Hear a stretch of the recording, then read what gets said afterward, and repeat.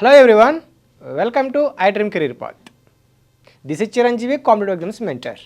ఇక airports authority of India నుంచి AAI నుంచి అయితే మేనేజర్స్ అదేవిధంగా జూనియర్ ఎగ్జిక్యూటివ్ పోస్టులకు సంబంధించి నోటిఫికేషన్ రావడం జరిగింది. ఇందులో మనం డీటెయిల్గా ఎవరెవరు ఎలిజిబిలిటీ ఉంటున్నారు, ఓకే, అదేవిధంగా ఎగ్జామ్ ప్రాసెస్ ఏంటి, ఇంకా లాస్ట్ డేట్ అప్లికేషన్ డేట్స్ ఏంటి అనేవి ఇలాగ పూర్తి వివరాలు, అదేవిధంగా సిలబస్ ఏంటి, సెలక్షన్ ప్రాసెస్, ఇలా పూర్తి వివరాలు ఈ వీడియోలో చూద్దాం. ఇక ఫస్ట్ నెంబర్ ఆఫ్ వేకెన్సీస్ చూసుకున్నట్లయితే మేనేజర్ ఇంజనీరింగ్ సివిల్ వాళ్ళకైతే టోటల్ 145 ఉన్నాయి, 145. అదేవిధంగా మేనేజర్ ఇంజనీరింగ్ లెవెల్ ఎలక్ట్రికల్ వాళ్ళకి 16 పోస్టులు ఉన్నాయి. మేనేజర్ ఫైనాన్స్ వాళ్ళకి 34, manager IT information technology 5, manager architecture 4, manager law 2, fire services 14, operations 28, commercial 9, అదేవిధంగా corporate planning management services 1, corporate communications 2. ఇక జూనియర్ ఎగ్జిక్యూటివ్ ఏదైతే ఉన్నాయో ఫైనాన్స్, ఇందులో 36 అయితే వేకెన్సీస్ ఉన్నాయి. ఇక నెక్స్ట్ చూసుకున్నట్లయితే 79 ఉన్నాయి జూనియర్ ఎగ్జిక్యూటివ్ ఆపరేషన్స్, 79. జూనియర్ ఎగ్జిక్యూటివ్లో సర్వే అండ్ కార్టోగ్రఫీలో 8 అయితే ఉన్నాయి. మీరు ఇక్కడ క్లియర్గా చూసుకోవచ్చు, ఇక్కడ మీకు టోటల్ నెంబర్ ఆఫ్ వేకెన్సీస్ ఎందులో ఉన్నాయో తెలుస్తుంది. ఈ 145లో అన్రిజర్వ్డ్ 62 ఉన్నాయి, ఈడబ్ల్యూఎస్ 14, ఓబీసీ వాళ్ళకి 38, ఎస్సీ 21, ఎస్టీ 10. ఇక పీడబ్ల్యూ కేటగిరీస్కి అయితే ఓవరాల్గా 8 పోస్టులు అయితే ఇందులో ఉన్నాయి. మీరు ఒకసారి దీని స్క్రీన్ షాట్ చూడండి, డీటెయిల్గా మీకు తెలుస్తుంది ఏ పోస్ట్కి ఏ కేటగిరీ వారికి ఎన్ని పోస్టులు ఉన్నాయి అనేది. సో ఇక్కడ మీకు క్లియర్గా మెన్షన్ చేశారు, ఎవరైతే బెంచ్ మార్క్ డిసబిలిటీస్ ఉంటాయో వాళ్ళకి ఫంక్షనల్ రిక్వైర్మెంట్స్ అయితే మెన్షన్ చేయడం జరిగింది. ఇందులో పోస్ట్ వైజ్గా వాళ్ళు మెన్షన్ చేయడం జరిగింది. ఇక్కడ పోస్ట్ కోడ్స్ ఇవ్వడం జరిగింది కదా, 1, 2, 3, 4, 5, 7 అని. ఆ పోస్ట్ కోడ్ చూసుకోండి. దానికి సిట్టింగ్ అని, సీయింగ్, వాకింగ్, ఇలా ఫంక్షనల్ రిక్వైర్మెంట్స్ ఇచ్చారు. అందులోనూ ఎవరైతే ఇక్కడ కేటగిరీస్ ఎలిజిబుల్ అవుతారో వాళ్ళ కేటగిరీస్ని క్లియర్గా మెన్షన్ చేయడం జరిగింది. అయితే డిసబిలిటీస్ ఎవరైతే ఉంటారో దివ్యాంగజనులు ఇందులో కొన్ని పోస్టులకి ఎలిజిబుల్ ఉంటారు, అది మీరు క్లియర్గా ఒకసారి నోటిఫికేషన్లో చూసుకోవచ్చు. సో ఇక్కడ నాట్ అప్లికేబుల్ చూడండి, ఇక్కడ 7th పోస్ట్ ఏదైతే ఉందో దానికి నాట్ అప్లికేబుల్ అంటే డిసబిలిటీ వాళ్ళు, రిమైనింగ్ అన్ని పోస్టులకి అయితే ఎలిజిబుల్ ఉన్నారు. ఓకే, మీరు ఈ విషయం క్లియర్గా మీరు గుర్తుపెట్టుకోండి. 7th పోస్ట్ ఏదైతే ఉందో కోడ్ నెంబర్ 7కి డిసబిలిటీ వాళ్ళు అయితే నాట్ ఎలిజిబుల్ అనమాట. నెక్స్ట్ ఎడ్యుకేషనల్ క్వాలిఫికేషన్, విద్యా అర్హతలు అదేవిధంగా ఎక్స్పీరియన్స్ చూసినట్లయితే మేనేజర్ ఏదైతే పోస్ట్ మేనేజర్ సివిల్ ఇంజనీరింగ్ ఉందో వాళ్ళకి bachelor degree in engineering or technology in civil, అంటే బీటెక్లో కానీ బీఈలో కానీ సివిల్ ఇంజనీరింగ్ వాళ్ళు దీనికి ఎలిజిబుల్ అవుతున్నారు. Post qualification work experience 3 years అయితే ఉండాలి. సివిల్ ఇంజనీరింగ్లో 3 సంవత్సరాల అనుభవం అయితే ఉండాలి.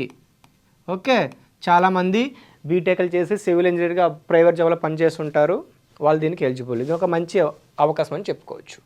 అదేవిధంగా రిమైనింగ్ వాటికి కూడా మేనేజర్ ఇంజనీరింగ్ ఎలక్ట్రికల్ వాళ్ళకి, ఫైనాన్స్ వాళ్ళకి, ఐటీ వాళ్ళకి కూడా డిఫరెంట్ క్లియర్గా మెన్షన్ చేయడం జరిగింది. వాళ్ళకి ఎంసీఏ అని, లేదంటే ఇక్కడ ఫైనాన్షియల్ చార్టెడ్ అకౌంట్స్ అని చెప్పి క్లియర్గా వాళ్ళు ఆ క్వాలిఫికేషన్ తగ్గట్టుగా మీకు విద్యార్హతలు అయితే ఉండాలి. సో ఇక నెక్స్ట్ అదేవిధంగా ఏదైతే మనకు పోస్ట్ కోడ్ 7 అని చెప్పాం కదా, ఇది ఎందుకు డిసబిలిటీ పీపుల్కి ఎలిజిబుల్ లేదంటే ఇది ఫైర్ సర్వీసెస్ అండి. ఓకే, ఫైర్ సర్వీసెస్కి డిసబిలిటీ పీపుల్కి ఎలిజిబుల్ అయితే ఉండదు. ఎందుకంటే దీనికైతే నార్మల్గా అయితే bachelors degree in engineering or tech in fire engineering or mechanical engineering వాళ్ళు, ఆటోమొబైల్ వాళ్ళు అయితే దీనికి ఎలిజిబుల్ అయితే ఉంటుంది. దీనికి 3 years అయితే ఎక్స్పీరియన్స్ అయితే అడుగుతున్నారు అనమాట ఫైర్ సర్వీసెస్లో. సో ఇంకా నెక్స్ట్ మనకి junior executive survey and cartography, అదేవిధంగా junior executive operations, law and finance చూసుకుంటూ అయితే ఎంబీఏ అడుగుతున్నారు ఇక్కడ ఫైనాన్స్ డిపార్ట్మెంట్ సంబంధించి. అదేవిధంగా ప్రొఫెషనల్ డిగ్రీ లా ఎవరైతే చేస్తుంటారో వాళ్ళు కూడా దీనికి ఎలిజిబుల్ అవుతారు. ఆర్ఎల్స్ 5 years ఇంటిగ్రేటెడ్ కోర్స్ ఆఫ్టర్ 10+2 ఎవరైతే చేస్తుంటారో దీనికి ఎలిజిబుల్ అవుతారు. At the same time advocate in bar council of India to the practice in course in India వాళ్ళు కూడా దీనికి ఇది జూనియర్ ఎగ్జిక్యూటివ్ పోస్టులకి ఎలిజిబుల్ అవుతారు. ఇంకా జూనియర్ ఎగ్జిక్యూటివ్ ఏదైతే ఆపరేషన్స్ ఉన్నాయో ఇందులో graduate in science full time regular MBA of 2 years duration ఉండాలి. అంటే దీనికి డిగ్రీ వాళ్ళు ఎవరైతే చేస్తుంటారో డిగ్రీ వాళ్ళు, సైన్స్ బ్యాక్గ్రౌండ్ బీఎస్సీ వాళ్ళు దీనికి ఎలిజిబుల్ అవుతారు. అదేవిధంగా full time MBA 2 years course చేసిన వాళ్ళు, full time regular bachelors degree in engineering వాళ్ళు దీనికి కూడా ఎలిజిబుల్ అవుతారు. ఇక కొన్నిటికైతే ఇక్కడ మనకి ఎక్స్పీరియన్స్ లేదు. ఈ కోడ్ నెంబర్ 12 నుంచి ఈ కోడ్ నెంబర్ 12, 13, 14, 15కి అయితే ఎటువంటి అనుభవం లేకుండానే డైరెక్ట్గా మనకి రిక్రూట్మెంట్ చేసుకుంటారు అనమాట. ఇక నెక్స్ట్ ఏజ్ లిమిట్ విషయానికి వస్తే మ్యాక్సిమం ఏజెస్ 32 years ఉండాలి. యాజ్ ఆఫ్ సెప్టెంబర్ 7 కల్లా మ్యాక్సిమం 32 years ఉండాలి. సేమ్ అదే డేట్కి మినిమం 27 years అయితే ఉండాలి. ఓకే, 27 years అయితే ఉండాలి. ఎగ్జాంపుల్ ఫర్ సపోజ్ ఎవరైతే 21కి బీటెక్ చేసి ఒక 4 to 5 years 3 years ఎక్స్పీరియన్స్ చేసి ఉంటారు, జాబ్ చేసి ఉంటారు. సో వాళ్ళకి ఇప్పుడు ఒక 26 ఉండొచ్చు, వాళ్ళు ఎలిజిబుల్ కారు. 26 ఉంటే ఎలిజిబుల్ కారు. కేవలం ఏదైతే సెప్టెంబర్ 7కి 27 years ఉంటే ఎలిజిబుల్ అవుతారు. మీరు ఏమైనా ఎక్స్పీరియన్స్ ఉంటే కనుక మీరు ఈ ఏజ్ ఉంటే అప్లై చేసుకోవచ్చు అనమాట. ఇక దీనికైతే age limit, age relaxation option ఉంది. ఎవరైతే SC ST వాళ్ళకు ఉంటారో వాళ్ళకి 5 years ఉంటుంది. అదేవిధంగా OBC నాన్ క్రీమిలర్ వారికి 3 years అయితే ఏజ్ రిలాక్సేషన్ ఉంటుంది. మళ్ళీ చెప్తాను చూసుకోండి, ప్రతి పోటీ పరీక్షకు ప్రతి కాంపిటేటివ్ ఎగ్జామ్కి అయితే ఏజ్ రిలాక్సేషన్ అయితే ఉంటుంది. ఇక్కడ 32 కదా, 32 ప్లస్ OBC క్యాండిడేట్స్కి 3 years కాబట్టి టోటల్ కలిపితే 35 years వరకు అయితే ఎలిజిబుల్ ఉంటుందన్నమాట. ఇక PWD క్యాండిడేట్స్ ఎవరైతే దివ్యాంగ జనులు ఉన్నారో వాళ్ళకు 10 years అయితే ఎక్స్పీరియన్స్ అయితే ఉంటుంది. మీరు ఈ విషయం గుర్తుపెట్టుకోవాలి. ఇక ఇంపార్టెంట్ డేట్స్ విషయానికి వస్తే August 8 ఏదైతే ఉందో ఈ రోజు ఆన్లైన్ అప్లికేషన్ స్టార్ట్ అయింది. ఇక లాస్ట్ డేట్ వచ్చేసి September 7th లాస్ట్ డేట్ అయితే ఉంది. ఇక కంప్యూటర్ బేస్డ్ టెస్ట్ ఎప్పుడైతే అనౌన్స్ చేస్తారు, ఈ ఏదైతే AAI ఎయిరో వెబ్సైట్లో మనకి ఫర్దర్గా ఎగ్జామ్ ఎప్పుడని ఎప్పుడనేది అనౌన్స్ చేస్తారనమాట. ఇక next pay scale, remuneration, salary విషయానికి వస్తే చూడండి, ఇక్కడ మేనేజర్ అనేది group A level, group A అని సెంట్రల్ లెవెల్ పోస్ట్, ఇది 60,000 అయితే ఉంటుంది. Okay, next junior executive group B level అయితే 40,000 అయితే శాలరీ ఉంటుంది. ఇది మీరు చూసుకోవచ్చు. ఇంకా ఫర్దర్ బేసిక్ పే ఫర్దర్గా మీకు అనేది పెరుగుతూ ఉంటుంది లెవెల్ బట్టి.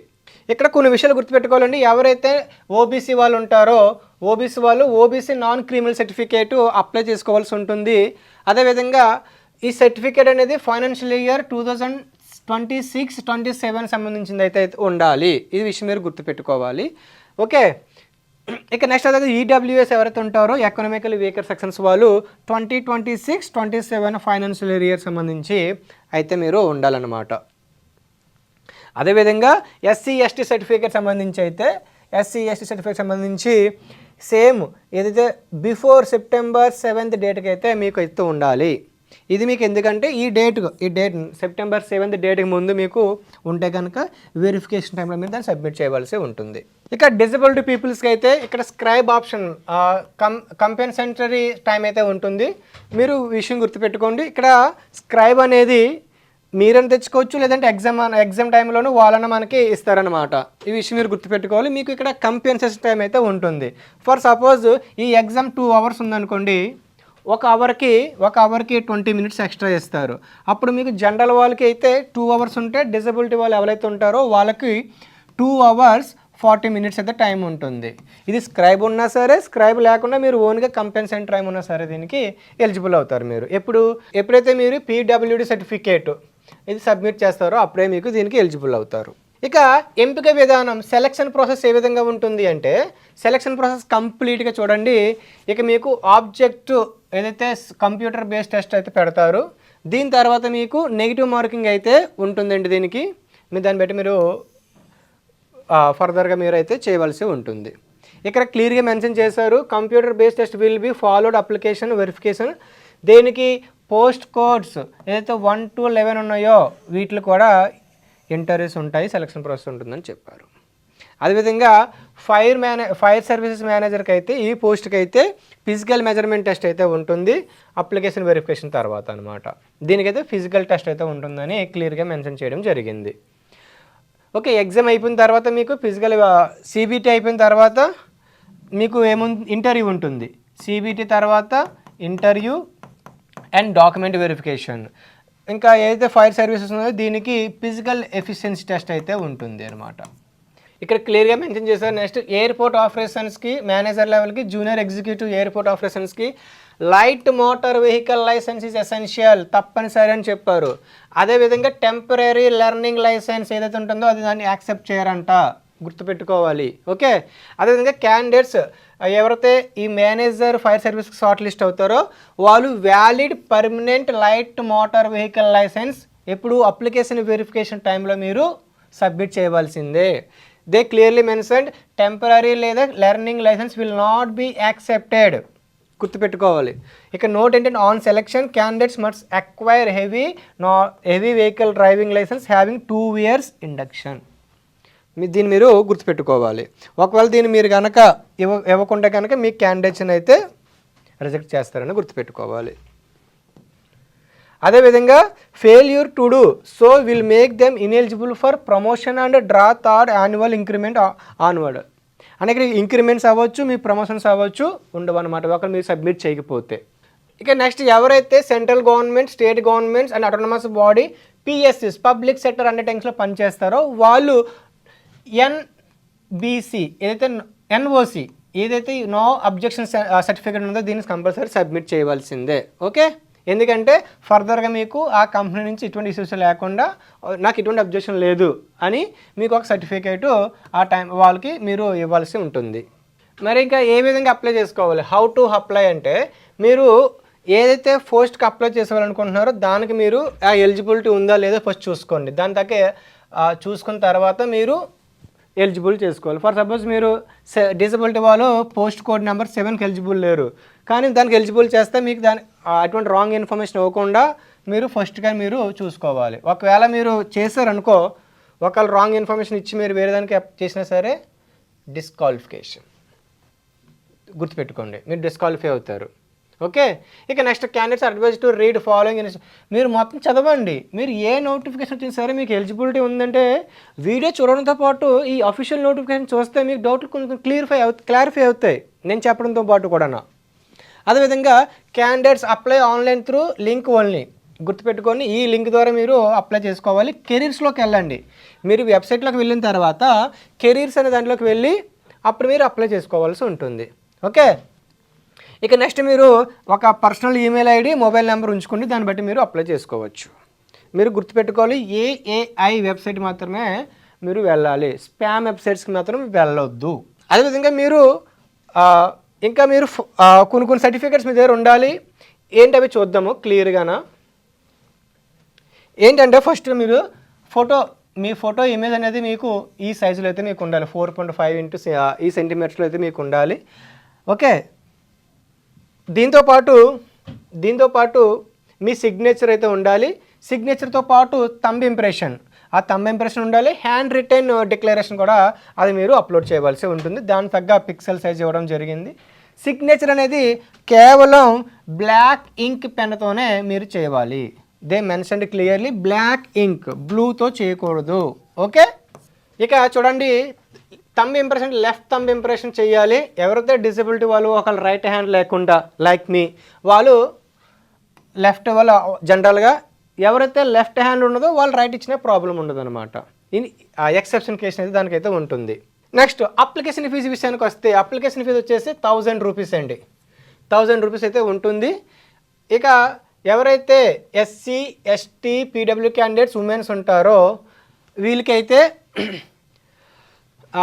ఎవరైతే మళ్ళీ ఇంకా అప్రెంటిస్షిప్ వాళ్ళు ఉంటారో వీళ్ళకి క్లియర్గా మెన్షన్ ఎగ్జామ్షన్, వీళ్ళకైతే ఎగ్జామ్షన్ ఉందన్నమాట. ఎవరైతే ఈ ఎయిర్పోర్ట్ అథారిటీ ఆఫ్ ఇండియాలో అప్రెంటిస్షిప్ చేసిన వాళ్ళు, ఉమెన్స్, పీడబ్ల్యూడి, ఎస్సీ, ఎస్టీ క్యాండిడేట్స్కి ఫీజు లేదు.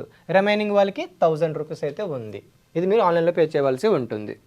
దే క్లియర్లీ మెన్షన్ చూడండి, మీరు ఇందులో చెప్పినట్టుగా వేరే మెథడ్లో చేసినట్లయితే వాళ్ళు అయితే యాక్సెప్ట్ చేయరు. అంటే ఓకే, యాక్సెప్ట్ చేయరని చెప్పండి. అంటే డీడీ మనం బ్యాంకులు డీడీ చేస్తాం కదా, అందులో అలా చేస్తే ఎవరంటే కేవలం ఆన్లైన్ మోడ్లోనే పే చేయవలసి ఉంటుంది.